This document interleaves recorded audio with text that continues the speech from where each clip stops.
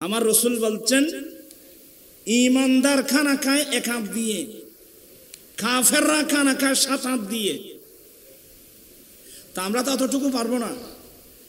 আমরা 3 ভাগ করে 1 ভাগ খানা খাবো, শুধুমাত্র এতটুকু আমার খিদাটা যেন চলে যায়। খিদাটা চলে গেলে হবে। ফেটকে 3 ভাগ করে 1 ভাগ খাবো আর 2 ভাগ খালি থাকবে। আপনারা বোধহয় বিরক্ত হচ্ছেন। ব্যাপারটা কি? একটা হলো শরীরের খাদ্য, আরটা হলো রূহের খাদ্য। আপনারা কথা বুঝতেছেন? একটা হলো শরীরের খাবার, আরটা হলো রূহের খাবার। কম মনোযোগ। যেহেতু এই শরীর মাটি দিয়ে বানানো, আমি কথা বলে ফেলতেছি সবকিছু। এই শরীর মাটি দিয়ে বানানো, আগুন, পানি, মাটি, বাতাস, আনাসের আরবা, এটা দিয়ে আমাদের যে বডি বানিয়েছেন, এই বডির খাবার লাগবে মাটির উৎপাদন।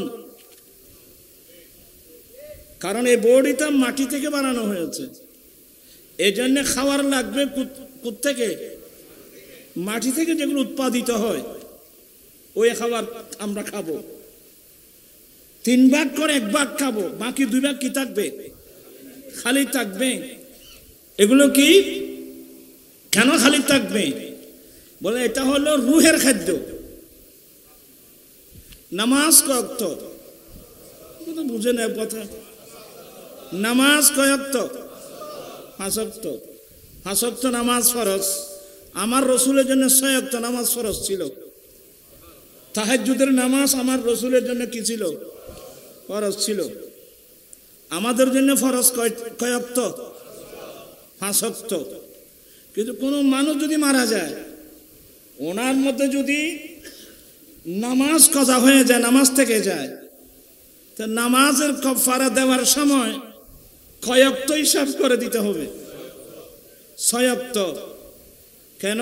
ওই বিতির একটা আছে না, কথা বুঝতেছে না মনে হয়। বিতিরের নামাজ একটা আছে না?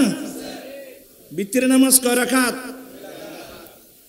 আজকাল নামাজ কমে যাচ্ছে। ওই শাফি মুজাহিবের মধ্যে 1 রাকাত পড়ে। তো এখন ছেলেরা তো নামাজ না পড়লে তো ভালো, ওরা ভালো। আমাদের হানিফি মাযহাব মোতাবেক বিতিরের নামাজ কয় রাকাত? 3 রাকাত।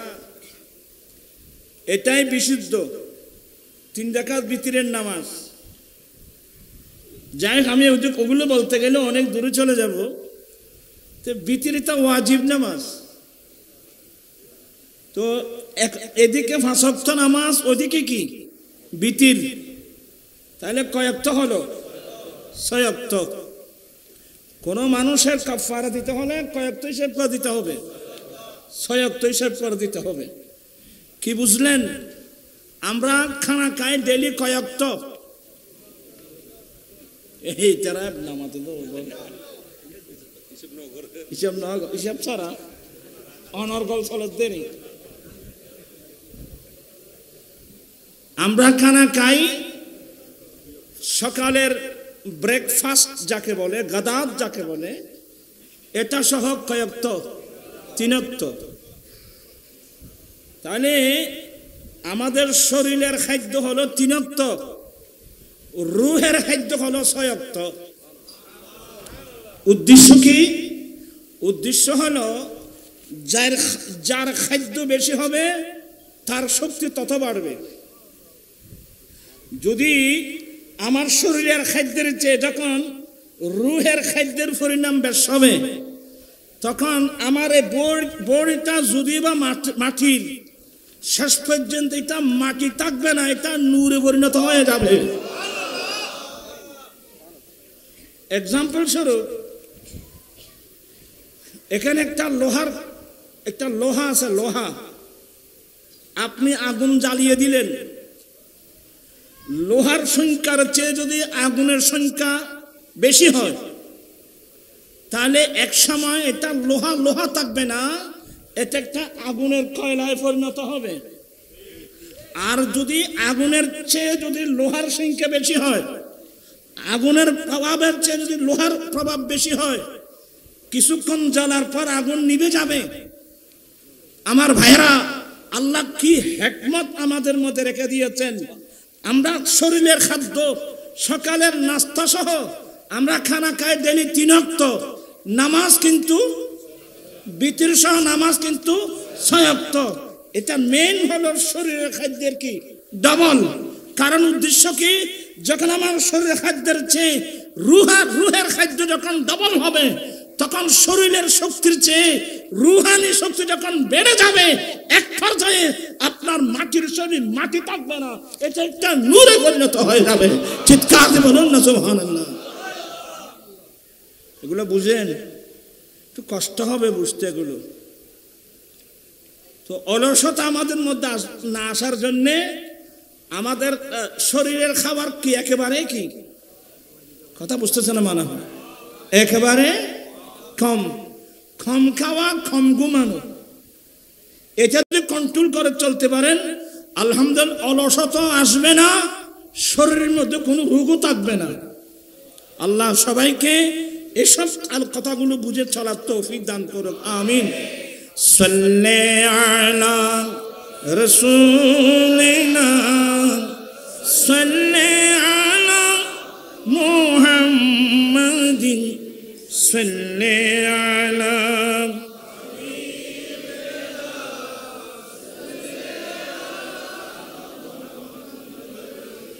আরশ फर्शा पे तुरफा दाम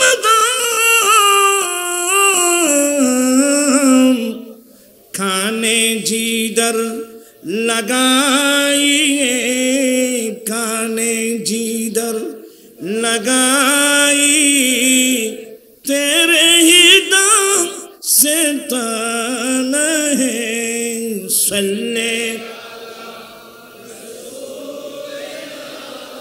सल्ले अला मुहम्मदिन सल्ले अला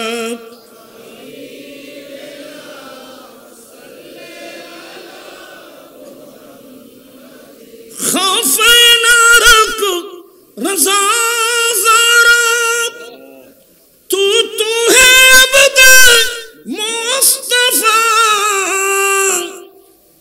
खौफे न रख रज़ा ज़रा, तू है अब्द मुस्तफ़ा। तेरे लिए अमान है, तेरे लिए अमान है, तेरे लिए अमान है।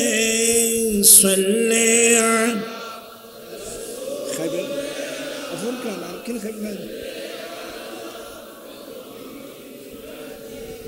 सल्ले अला हबीबिना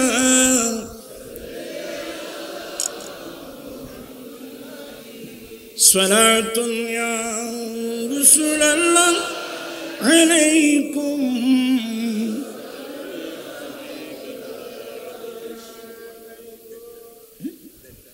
टाइम तो बहुत है। नसीम जा निबे बतो गुजर को ज़े अहवालम मुस्तफ़ारा खबर कुना सलाम तुनिया।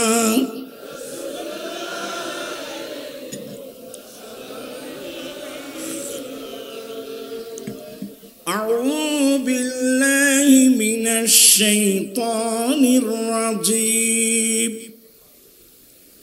بسم الله الرحمن الرحيم إنما يخشى الله من عباده العلماء صدق الله مولانا العظيم وصدق رسوله النبي الحبيب الكريم ونحن على ذلك لمن الشاهدين والشاكرين والحمد لله رب العالمين ربي صلي وسلم وبارك عليه উপস্থিত আঞ্জুমানে মুহিব্বান রসুল গাউসিয়া জিলানী কমিটি বাংলাদেশ, গাউসিয়া হাশিমি কমিটি বাংলাদেশের ব্যবস্থাপনায় দরবারে হাশিমি আলিয়া প্রাঙ্গণে আয়োজিত रहनुमाई शरीयत व तरीक़त मुर्शद बरहक शेखुल अरब वल आजम अल्लामा काजी मोहम्मद नूर इस्लाम हाशमी रहमतुल्लाह अलैहिर 4 दिन व्यापी आयोजित सालाना उर्स इमाम हाशमी रहमतुल्लाह अलैहिर सभापति हुजूर कबलार मेजर साहबजादा काजी मौलाना मुफ्ती मोहम्मद अबुल इरफान हाशमी, काजी मोहम्मद अबुल फुरकान हाशमी, पीर मौलाना हाफिज काजी मोहम्मद मोहिउद्दीन हाशमी, पीर मौलाना काजी मोहम्मद शरफुद्दीन हाशमी, पीर मौलाना काजी मोहम्मद बहाउद्दीन हाशमी, मौलाना काजी मोहम्मद जियाउद्दीन हाशमी, हुजूरेर औलाद फरजंदगण तशरीफ रेखेছেন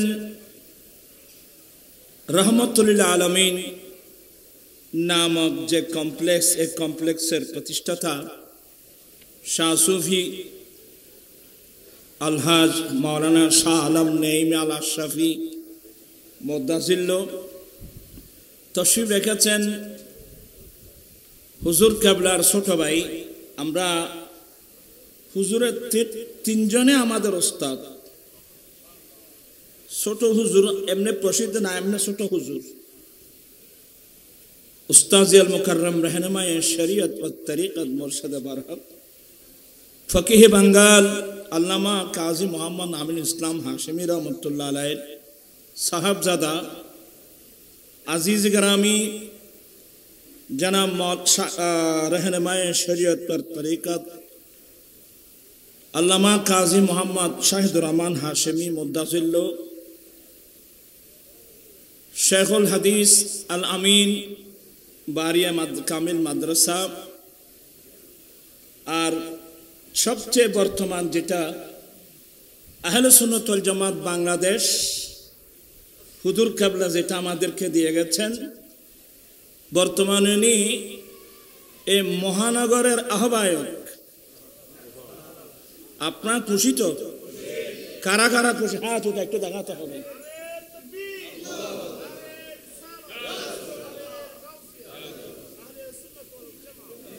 আমি ওয়াজ করব না, আমি কিছু সাংগঠনিক কিছু কথা বলবো। আমরা অতি শীঘ্রই আহলে সুন্নাত ওয়াল জামাত বাংলাদেশ চট্টগ্রাম মহানগর আলহামদুলিল্লাহ দক্ষিণ জেলা হয়ে গেছে, এখন হবে মহানগর, এরপরে উত্তর জেলা নবায়ন। কারণ সংগঠন যতক্ষণ পর্যন্ত মজবুত হবে না ততক্ষণ পর্যন্ত আমরা সুন্নিয়তের কর্মসূচি আমরা দিতেও পারবো না, বাস্তবায়ন করতেও পারবো না। আমি কি কথাগুলো বুঝাতে পারলাম? আমি কিছু শুধু এই বিষয়ে কিছু কথা বলবো। যখন সংগঠন মজবুত হবে তখন আমরা যে কোনো কর্মসূচি দিতে পারবো। বর্তমান একটা গুরুত্বপূর্ণ কর্মসূচি এই যে ফিলিস্তিনের জমিনের উপর এই বর্বর জালেমদের যে আক্রমণ, তাদের প্রতিবাদে কিছু করতে না পারলেও আমরা একটা বিরাট কর্মসূচি দেওয়ার প্রয়োজন ছিল। আমি কথা বুঝাতে পারছি? বিরাট একটা কর্মসূচি আহলে সুন্নাত ওয়াল জামাত বাংলাদেশের পক্ষ থেকে একটা বড় কর্মসূচি, কিছু করতে না পারলে আমরা একটা প্রতিবাদের জন্য তো একটা কর্মসূচি দেওয়া উচিত ছিল। কিন্তু সংগঠনের মজবুতি না থাকার কারণে মজবুত ছিল, কিছু কুচক্রী মহল, মুনাফিক শক্তি আল্লামা হাশিমি সহ ইমামের দল সহ দফন করার জন্য একটা মুনাফিক চক্র কি করে নাই বাংলাদেশে, যার কারণে সুন্নিয়তের যে মজবুতি ছিল এটা কি হয়ে গেছে।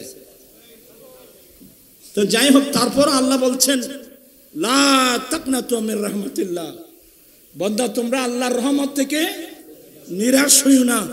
আমরা আল্লাহর রহমতের আশা নিয়ে আল্লামা হাশিমি রহমতুল্লাহ আলাইহি সাহেব আমাদের মাথার উপর থাকে, গাজী শের বাংলা রহমতুল্লাহ আলাইহি সাহেব আমাদের মাথার উপর থাকে, আল হযরতের সাহেব আমাদের মাথার উপর থাকে, আউলিয়া কিরামদের সাহেব আমাদের মাথার উপর থাকে। আবার এই সুন্নিয়তকে মজবুত করা আল্লাহর রহমতের কোনো বিষয় না। আমি কি আপনাদের সহযোগিতা পাবো? আপনারা আল্লাহর ওয়াস্তে হাত তুলে ওয়াদা করবেন যে আপনারা এই সুন্নিয়তকে মজবুত করতে রাজি আছেন? এটা হাত উঠায় ওয়াদা করতে হবে। আল্লাহু আকবার।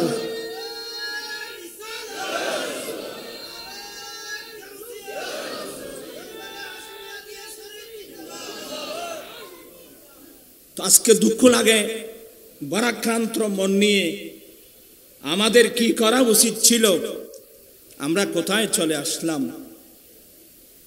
আল্লাহ সবাইকে হেদায়েত নসিব করুক। তারাও স্বীকার করতেছে তারও গরিব হয়ে গেছে। জি বাপ, তারাও স্বীকার করতেছে যে যারা ষড়যন্ত্র করেছিল তারাও স্বীকার করতেছে, কারণ তারা গরিব হয়ে গেছে। আমরা গরিব হয়ে গেছি বলতেছে, এটা বলে যে আজকে এই গরিবের হালত আমাদের। ওই আরা সিডেঙ্গে ভাষা হইলে বুঝিবে, এক বলে আড়াই বুঝেনি, আর খান হইলে হইলে হয় যে ঋণ হদা ব্যাগিন কি আয় হইম না তোমার লাগিয়েছে রাখি না বাদে।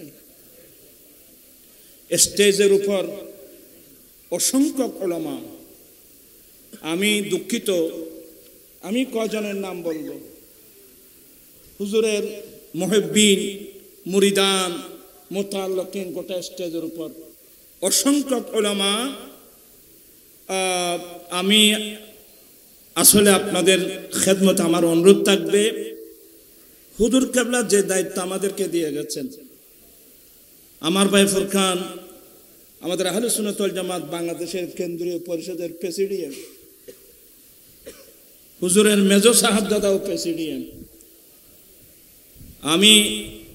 আমরা যে কর্মসূচি হাতে নিচ্ছি আগামীতে আমি আপনাদের সহযোগিতা পাবো তো, আল্লাহর রহমতে পাবো তো।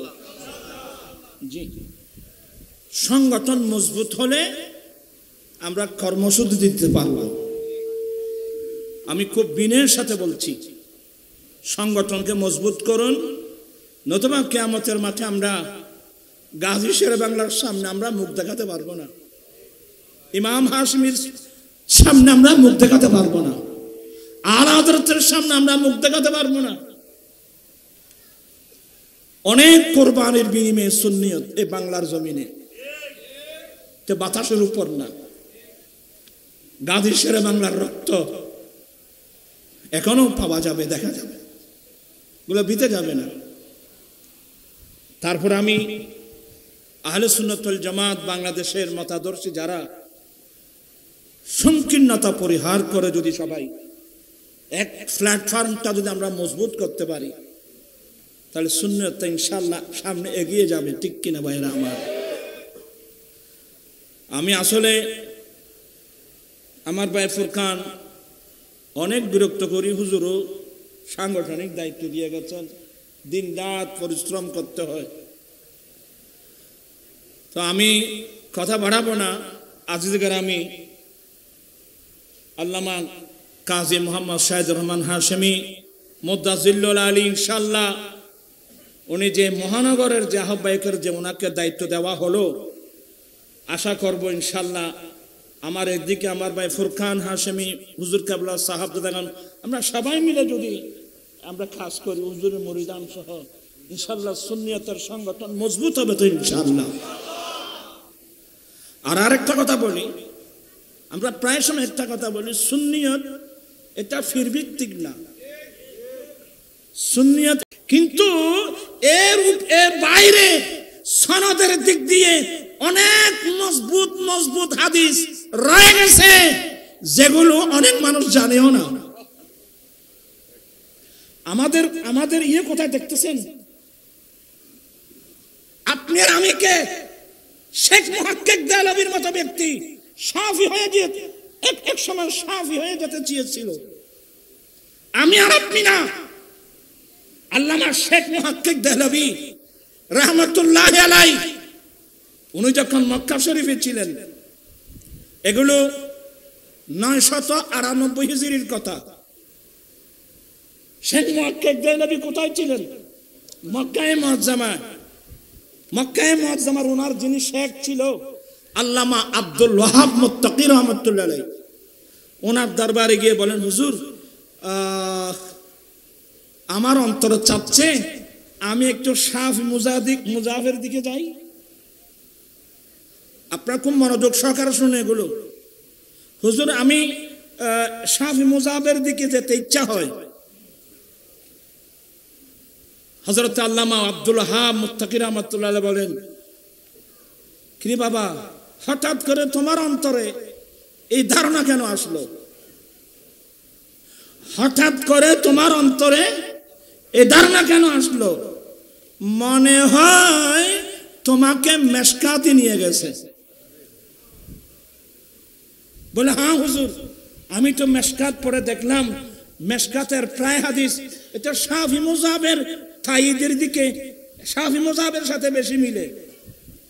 তো আল্লামা আব্দুল হক মুত্তাকি রাহমাতুল্লাহ আলাইহি বলেন, হে আব্দুল হক, যিনি মিশকাত শরীফ লিখেছেন ইনি শাফি মুজাফের মানুষ, যিনি মাসাবি লিখেছেন ইনি শাফি মুজাফের মানুষ। এরা কিতাব লিখার সময় তালাশ করে করে ওই সমস্ত হাদিসগুলো এনেছেন যেগুলো শাফি মুজাফের সাথে মিলে যায়। অথচ এই হাদিসের বাইরে অসংখ্য মজবুত হাদিস, সনদের দিক দিয়ে আলা পায়ার হাদিস রয়ে গেছে। সুবহানাল্লাহ। আমি কি জিনিসটা বোঝাতে পারলাম? আমাদের কোথায় কোথায় কি সমস্যা আছে? তুমি খরচা নাকি আয় দেখবি, আয় তোমার দিতে আয় দেখবি না, আয় দেখবি তো আয় তোমার দিতে বই না না বই তো আয় বই। আমি কি বুঝাতে পারলাম?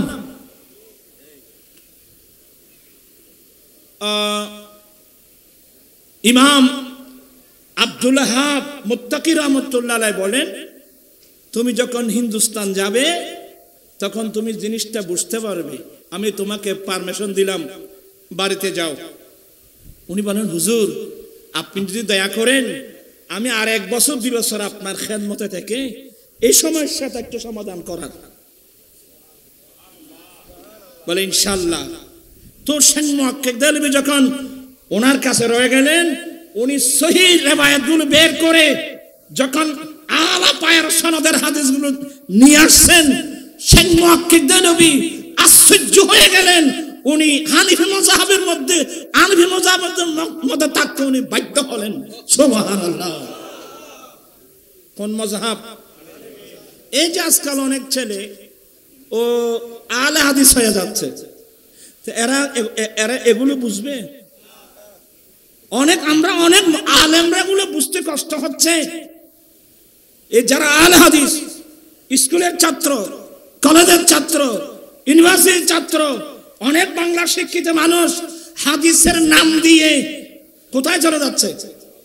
কেউ শাফির দিকে যাচ্ছে, আর কেউ আলে হাদিসের দিকে যাচ্ছে। আর আপনি আর আমি কে? শেখ মুহাক্কিক দেহলভির মতো ব্যক্তি অ্যাক্সিডেন্ট করতে চেয়েছিল, আল্লাহর বড় দয়া ছিল। আল্লামা আব্দুল ওয়াহাব মুত্তাকি রাহমাতুল্লাহ আলাইহির মতো বিজ্ঞ মজবুত মুহাদ্দিস থাকার কারণে উনি যখন এই জিনিসগুলো দেখাই দিলেন, দেখতেছেন যে হানিফি মাযহাব হলো মজবুত মাযহাব। হানিফি মাযহাবের এগুলোর সনদ মজবুত, আপনারা বোধহয় বিরক্ত হচ্ছেন। আমি আগে বলছিলাম একটু কঠিন হবে। এই যে এখন ইদানিং একটা মসলা, এগুলো কোনো নতুন মসলা নয়, যে আমাদের নবী নাকি 40 বছরের মধ্যে কি পেয়েছে, আছে না, চলতেছে না, ভালো ভালো মানুষ অ্যাক্সিডেন্ট করতেছে, আমাদের নবী নাকি 40 বছরের মধ্যে কি পেয়েছে। কিন্তু এই কথাগুলো যারা বলতেছে ওরা কারা? ওরা কি কোনো মাদ্রাসার মুহাদ্দিস? কথা বলছেন না, কিছু বুঝুন না।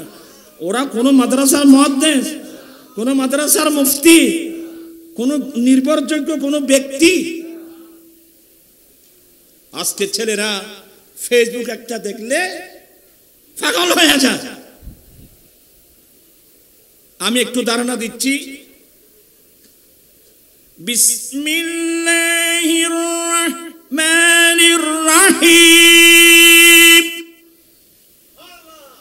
কুল ইন্না সালাতি ওয়া নুসুকি ওয়া মাহইয়ায়া ওয়া মামাতি লিল্লাহি রাব্বিল আলামিন লা শারীকা লাহু ওয়া বিযালিকা উমিরতু ওয়া আনা আউয়ালুল মুসলিমিন।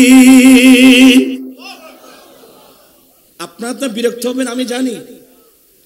আল্লাহ বলেন, হে রাসূল আপনি বলুন, নিশ্চয় আমার নামাজ, নিশ্চয় আমার কোরবানি, আমি নবীর হায়াত, আমি নবীর ইন্তিকাল, সবগুলো একমাত্র রব্বুল আলামিনের জন্য।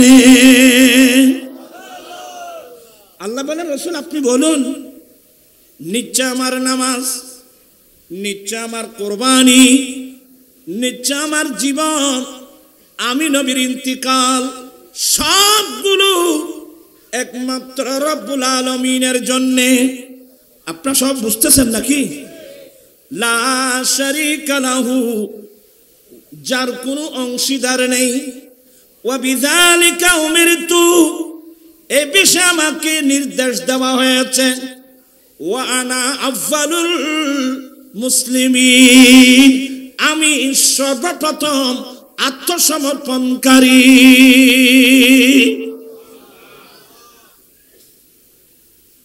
এই তো ফার্স্ট হন আছে একটু গুমুর সময়, এই জন্য বুঝতে আপনাদের কষ্ট হবে। কোরআন শরীফ এই আয়াতটা বুঝে আসলো, ওয়া আনা আউয়ালুল মুসলিমিন, আমি সর্বপ্রথম মুসলিম। কথা বলতেছেন কেন? আমাদের নবী, এটা কোরআন শরীফের আয়াত কি না? ওয়া আনা আউয়ালুল মুসলিমিন, আমি সর্বপ্রথম মুসলমান, আমি সর্বপ্রথম আত্মসমর্পণকারী। তো নবী তো আসছেন পরে, আমার নবী আসার আগে আদম আলাইহিস সালাম থেকে ঈসা আলাইহিস সালাম পর্যন্ত যত নবী এসেছেন, রাসূল এসেছেন, নবী রাসূল এসেছেন, কেউ তো আউয়ালুল মুসলিমিন বলেন নাই। আউয়ালুল মুসলিম বলছেন আমার দয়াল নবী। এটা হলো কিভাবে? নবী আউয়ালুল মুসলিমিন হলো কিভাবে? এগুলো বুঝতে আল্লামা হাশিমির মতো উস্তাদ লাগবে, গাজী শের বাংলা রহমাতুল্লাহর মতো উস্তাদ লাগবে, ছাত্র লাগবে তেমন। আপনি আয়াতের তাফসীরে যখন যাবেন, তাফসীরুল মাআনি শরীফ, তাফসীর কবির শরীফ, তাফসীরুল বায়ান শরীফ সহ সমস্ত তাফসীর কিতাব খুললে দেখবেন, আমরা যখন আত্মার জগতে ছিলাম তো আল্লাহ সবাই থেকে একটা অঙ্গীকার নিয়েছিলেন, আলাস্তু, কি বলেন আপনারা, আলাস্তু বিরাব্বিকুম, আমি তোমাদের রব নই কি? তো এই প্রশ্নটা আল্লাহ কাকে করছিলেন? সমস্ত মানবাত্মা থেকে। এটা রূহের জগতে, এখানকার মামলা নয়। কোথায়? ইন্নামাতে মানুষ এগুলো তোরা ফন্নাই বুঝতে কষ্ট হইব ও গাদিস সর কলা তোরা দোষান হইবি ওরা এলো মেলো আলসিয়ে ফালসিয়ে ইন এলমি মজলিস না ইন আল্লামা হাশিমির দরবার না কলা রাসূলুল্লাহি সাল্লাল্লাহু আলাইহি ওয়াসাল্লাম আল আরওয়াহু জুনুদুম মুজান্নাদা ফামা তাআরাফা মিনহা ইতালাফা ওয়ামা তানাকারা মিনহা ইখতালাফা আমার দয়াল নবী তত্ত্ব দিলেন সমস্ত মানব আত্মাগুলো দলবদ্ধভাবে ছিল সমস্ত মানব আত্মাগুলো দলবদ্ধভাবে ছিল কোথায় আত্মার জগতে আত্মার জগতে রূহের জগতে সমস্ত আত্মাগুলো দলবদ্ধভাবে ছিল ফামা তাআরাফা মিনহা ইতালাফা ওখানে যার রূহের সাথে পরিচয় হলো তাদের মধ্যে মুহাব্বতের বন্ধন হয়ে গেল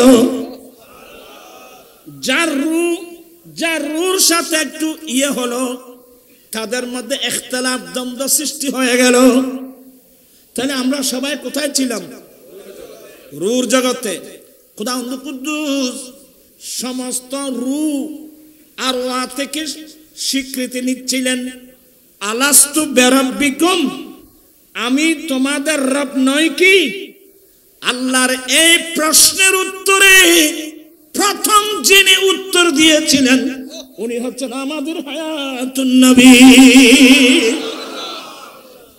আলাস্তু বিরাব্বিকুম আমি তোমাদের রব নই কি এই প্রশ্নের প্রথম উত্তর ডাইরেক্ট মাধ্যম ছাড়া ডাইরেক্ট উত্তর দিয়েছেন নবী মুহাম্মদুর রাসূলুল্লাহ সাল্লাল্লাহু আলাইহি সাল্লাম এই যেন নবী আফজালুল মুসলিমিন আর অন্যান্য আম্বিয়া ইকরাম স্বীকৃতি দিয়েছিলেন বেওয়াসিতাতিন নবী সাল্লাল্লাহু আলাইহি সাল্লাম আমার নবীর মাধ্যমে অন্যরা স্বীকৃতি দিয়েছেন হ্যাঁ আপনি আমাদের রব আপনি আমাদের খালেক আপনি আমাদের মালিক চিৎকার দিয়ে বলুন না সুবহানাল্লাহ তাহলে বোঝা গেল রাসূল পাকের ইসলাম এটা দুনিয়াতে না কোথায় আরো জোর বলুন কোথায় আমি এগুলো ইঙ্গিত দিচ্ছি যেহেতু সময় নাই দেরি হয়ে গেছে ইনশাআল্লাহ এগুলো অনেক লম্বা আলোচনা আকায়েত মজবুত না থাকলে সিয়াসিতা বাংলাদেশ তথা গোটা বিশ্বে যতগুলো বিশুদ্ধ প্রসিদ্ধ সহিহ হাদিসের কিতাব একটা কিতাব জামে তিরমিজি আর একটা কিতাব ইবনে মাজাহ ইমাম তিরমিজি সহিহ সনদের মাধ্যমে রওয়ায়াত এনেছেন হযরত সাইয়্যিদুনা আবু হুরায়রা রাদিয়াল্লাহু তাআলা আনহু থেকে ক্বালু মাতা ওয়াজাবাল লাকান নবুওয়া ইয়া রাসূলুল্লাহ এই হাদিসটা তিরমিজিতে আছেন কিনা দেখেন তো সিয়াসিতার মধ্যে একটা সাহাবা একরাম জানতে চাইলেন ইয়া রাসূলুল্লাহ ইয়া হাবিবাল্লাহ আপনার জন্য নবুয়ত কখন ওয়াজিব হলো আপনার জন্য নবুয়ত কখন ওয়াজিব হলো আমার নবী উত্তর দিয়েছিলেন কুনতু নবিয়্যাও ওয়া আদামু বাইনার রূহি ওয়াল জাসাদ আমি তখন নবী ছিলাম আমার জন্য নবুয়ত ওয়াজিব হয়েছে আমি তখন নবী ছিলাম যখন আদম মাটি এবং পানির মাঝখানে আদম মাটি এবং রূহের মাঝখানে ছিল কি মানে আদমের অস্তিত্বের মধ্যে আসে নাই তখন আমি নবীর জন্য আমি নবী ছিলাম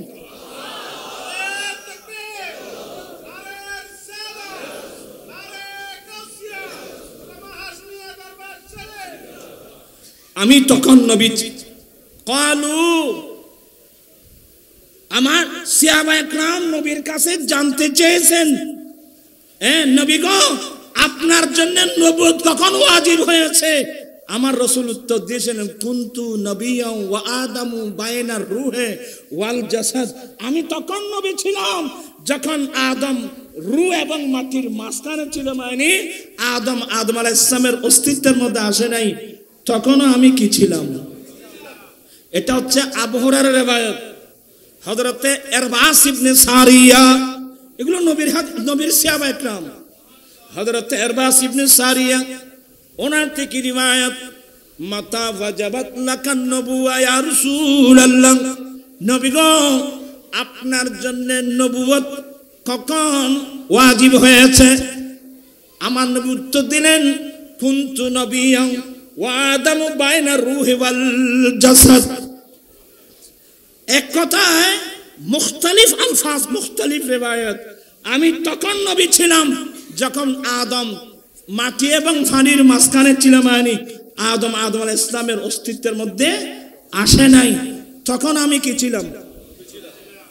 জি জি, আরো জোরে বলুন, কি ছিলেন? তো 40 বছরে এটা তো জহুর নবুয়ত, 40 বছর বয়সে এটা নবুয়তের প্রকাশ। যারা নবী বলে, এরা যেগুলো বলতেছে এগুলো ওদের কথা না, এগুলো এদের মুরব্বীদের কথা। একজন লিখতেছে, নবীর কাছে ওহী আসার 8 ঘন্টা আগেও তিনি জানেন না তাকে নবী বানানো হচ্ছে।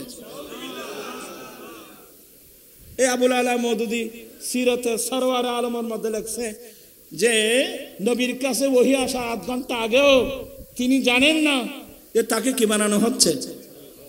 আচ্ছা, যদি আপনার কথা তাই হয়, আপনারা সবাই শিক্ষিত লোক, নবীর হাদিস নিবেন কোথায়? কুনতু নবিয়্যান ওয়া আদামু বাইনার রূহি ওয়াল জাসাদ। আমি তখন নবী ছিলাম যখন আদম আলাইহিস সালাম রূহ এবং মাটির মাঝখানে ছিল, মানে আদম আলাইহিস সালাম অস্তিত্বের মধ্যে আসে নাই, তখন আমি কি ছিলাম? আরো জোরে বলুন। আমি এর তাহকিকের মধ্যে এখানে উলামায়ে কেরামরা আছে, মুহাম্মাদুর রাসূলুল্লাহ,